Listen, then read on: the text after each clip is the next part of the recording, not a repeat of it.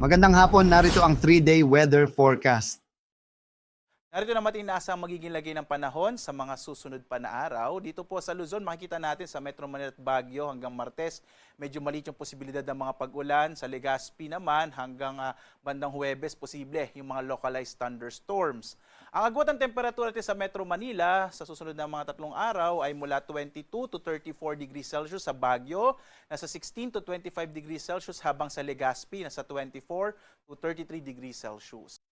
Sa bahagi naman ng Kabisayaan, para sa Metro Cebu, Iloilo, Tacloban, inaasahan natin yung mga localized thunderstorms. Mapapansin po ninyo, sa Tacloban pagdating na araw ng Miyerkules, may malaking posibilidad na magkaroon ng maulap na kalangitan na may mga malaking posibilidad ng mga pag-ulan, dulot naman ng easterly. So medyo malaki po yung posibilidad ng pag-ulan sa Tacloban or sa Eastern Visayas pagdating ng araw ng Miyerkules. Sa Metro Cebu, yung agwat ng temperatura natin 25 to 31 degrees Celsius.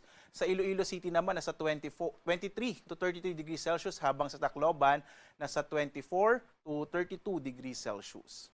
Dito naman sa Mindanao, inaasahan pa rin natin ang mga localized rain showers and thunderstorms sa malaking bahagi ng Mindanao.